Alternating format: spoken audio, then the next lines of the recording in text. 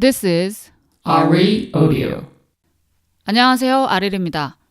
성공하는 비즈니스인을 위한 팟캐스트 RE 오디오에서는 여러분의 성공을 위해서 꼭 알아야 할 테크, 비즈니스 뉴스를 쏙쏙 뽑아서 전해드립니다. 인스타그램 사용자분들 주목하시기 바랍니다. 제가 데일리 RE라는 인스타그램 계정을 운영하고 있는데요. 이게 두 가지 의미가 있어요. 하나는 이제 보통 외국 신문들 보면은 무슨 데일리 뭐뭐 이런 거 있잖아요. 그래서 외신 비즈니스 소식을 전해드리는 의미도 있고요. 또 하나는 말 그대로 저의 데일리, 저의 일상생활에 대해서도 올리기도 합니다. 그래서 저와 뭔가 소소한 대화를 나누고 싶으신 분들은 인스타그램에서 데일리 아리를 찾아주시기 바랍니다. 인스타그램에서 아릴리다, ARILEEDA를 찾아주시기 바랍니다. 아릴리다, ARILEEDA 팔로우도 해주시면 정말 감사드리겠습니다. 그럼 오늘의 첫 번째 뉴스 시작합니다.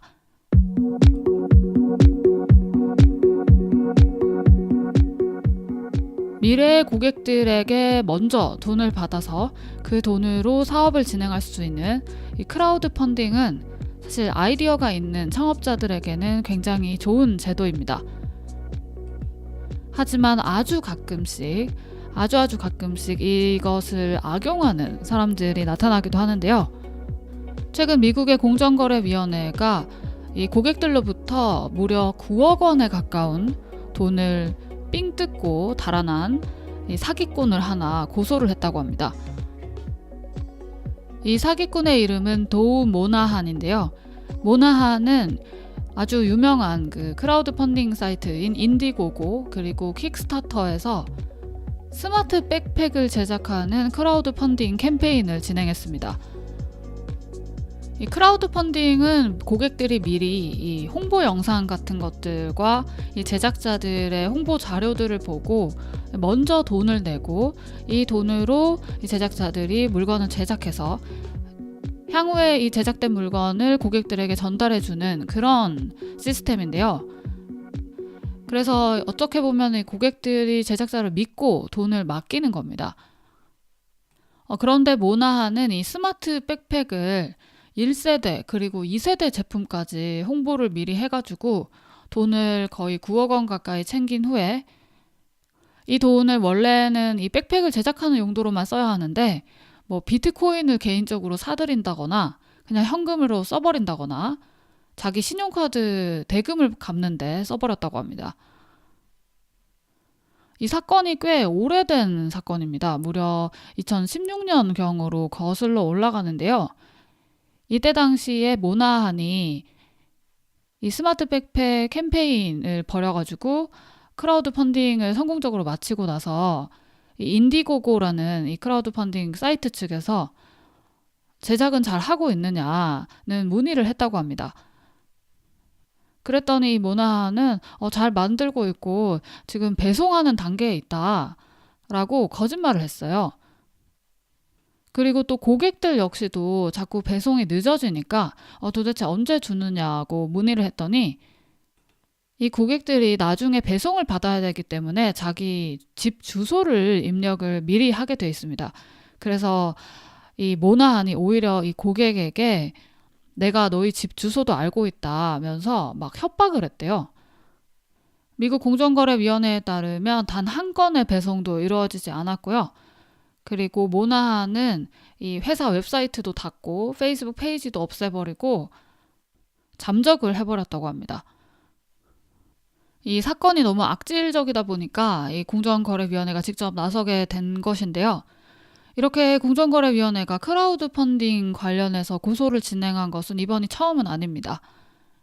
예전에도 어떤 한 제작자가 이 보드게임을 제작한다는 캠페인을 벌여가지고 한국 돈으로 대략 한 1억 4천만 원 정도를 벌여들였었는데 근데 이 경우는 지금 경우처럼 이렇게 사기를 친 것은 아니고요. 이 고객들의 데이터를 제3자, 다른 회사에게 팔아버렸다고 합니다. 그래서 공정거래위원회는 이 사람을 고소했고 결국 합의금으로 한 1억 2천만 원 정도에 합의를 했다고 합니다. 그리고 이 사람은 앞으로 영원히 크라우드 펀딩 캠페인을 진행할 수 없는 그런 처벌을 받았습니다.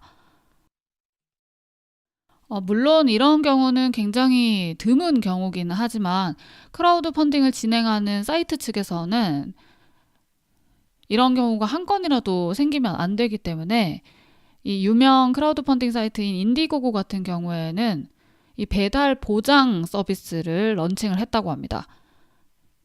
그래서 이 서비스 같은 경우에는 실제로 이 제작자들이 물건을 배송한 후에야 모금한 이 자금을 받을 수 있도록 해주는 그런 제도라고 합니다. 그리고 또 다른 크라우드 펀딩 사이트인 킥스타터 측에서는 이 제작자들이 자기 신분을 확실하게 밝히고 그리고 이 고객들과 활발한 커뮤니케이션을 하도록 그렇게 권장을 하고 있다고 합니다. 혹시 여러분도 크라우드 펀딩 캠페인에 참여하신 적이 있나요?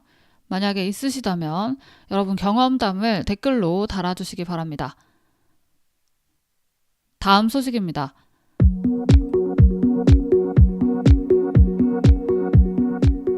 최근에 어닝 서프라이즈를 통해서 많은 사람들을 놀라게 했던 이 아마존이 또다시 서프라이즈한 소식을 최근에 발표했습니다.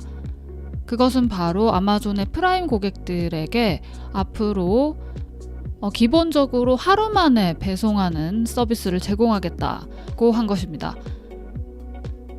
아마존은 이 프라임이라는 멤버십 서비스를 운영하고 있습니다.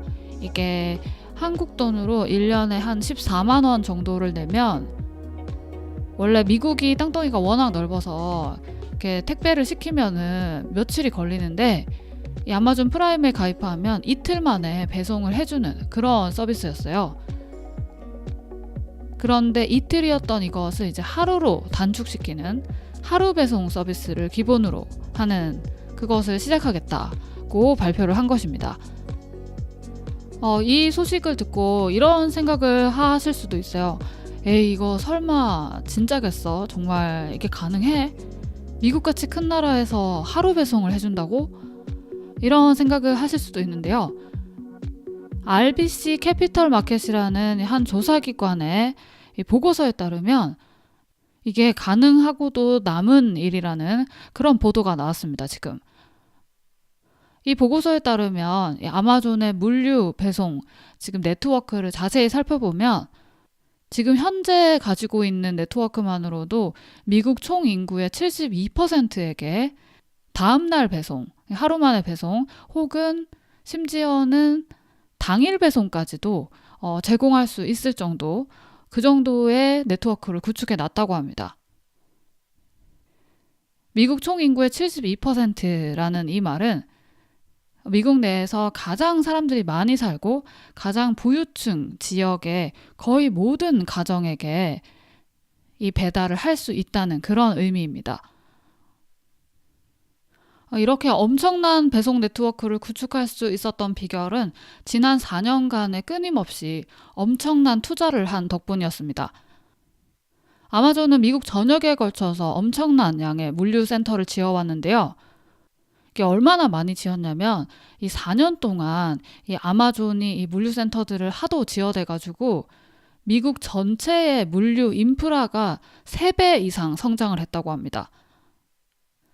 사실 한국에서도 요즘 쿠팡이 굉장히 그 로켓 배송이라고 하죠. 그 엄청나게 빠른 배송을 해주면서 이용하는 고객들이 인터넷에다가 진짜 너무 빨라서 신기하다 이런 후기들을 많이 올리고 있는데 이 한국 같은 나라에서도 이 정도인데 미국 같은 나라에서 이렇게 큰 나라에서 막 고객들이 이제 하루 배송 막 혹은 당일 배송 이런 걸 경험하고 나면 어떤 반응을 보이게 될지 좀 기대가 됩니다.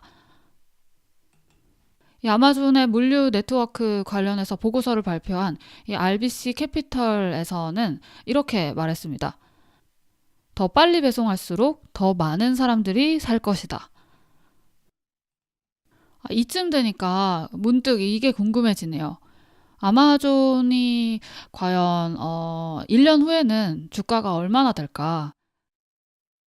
제가 어디서 보니까 아마존이 이대로만 계속 성장한다면 뭐 한 10년 안인가? 10년 안에는 한 주가가 2억 원대로 뛸 것이라는 그런 예상을 누가 하는 걸 본 적이 있는데 1년 후 아마존의 주가 여러분 얼마를 예상하십니까? 일단 지금 아마존 주가는 1950달러, 한국 돈으로 한 220만 원 정도입니다. 1년 후에는 얼마가 될지 여러분의 예상치를 댓글로 달아주시기 바랍니다.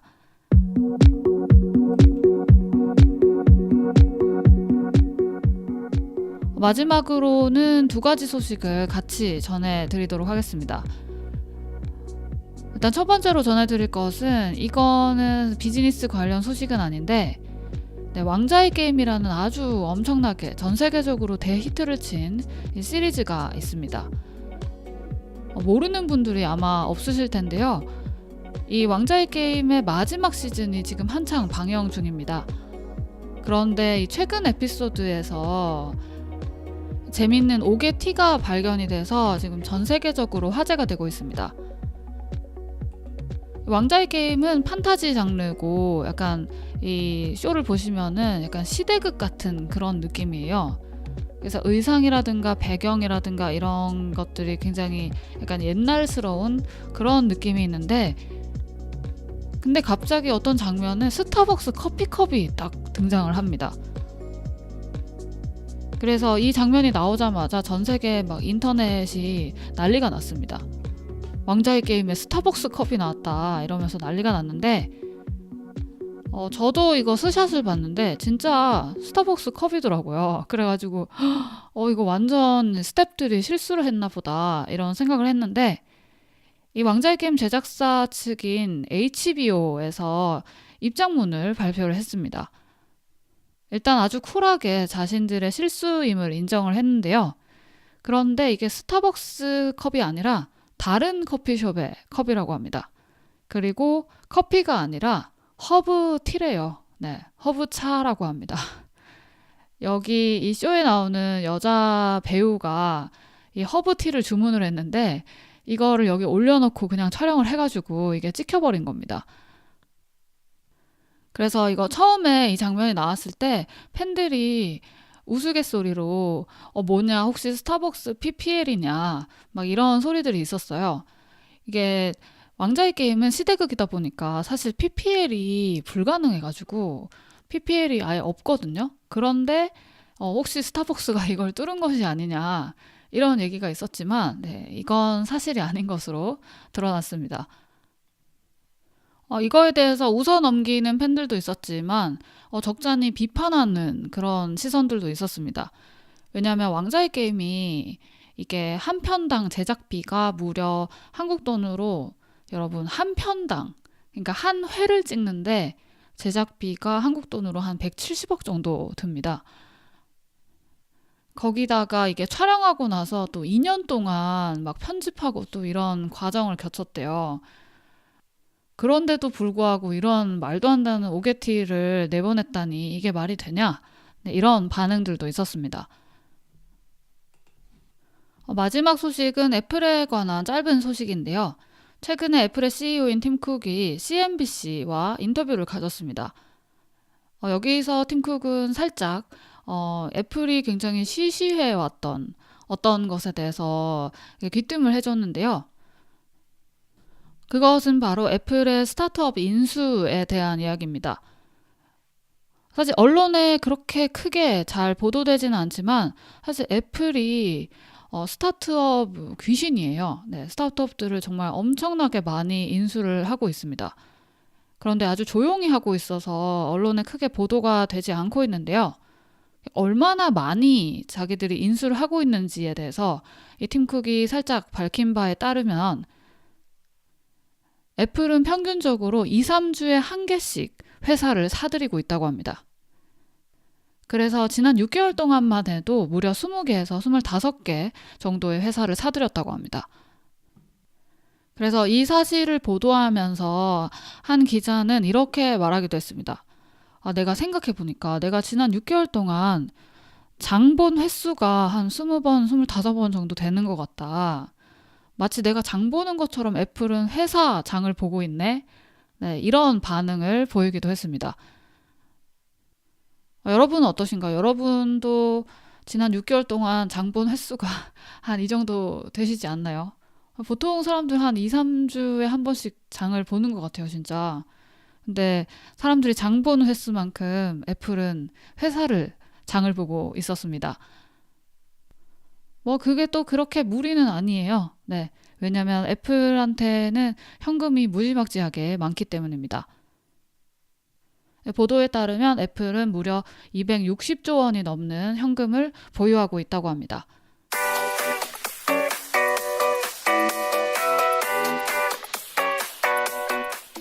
여러분 이제 겨우 5일 남았습니다. 아리리 멤버십 런칭 D-5입니다.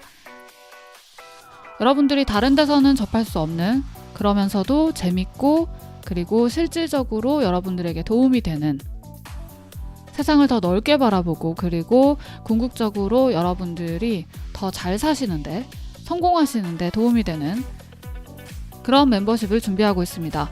기대 많이 해주시고요. 그리고 아리오디오에 바라는 점이 있으시면 언제든지 저에게 연락을 해주시기 바랍니다. 뭐 팟빵, 파티 등등의 댓글을 달아주셔도 좋고요. 유튜브 혹은 뭐 인스타그램 그리고 페이스북을 통해서 저에게 메시지를 보내주셔도 좋습니다. 항상 여러분들의 의견을 기다리고 있습니다. 벌써 수요일입니다, 여러분. 조금만 더 힘내시면 주말이에요. 남은 일주일 파이팅 하시고요. 저는 이만 인사드리겠습니다. 여러분 오늘도 성공하세요. 안녕.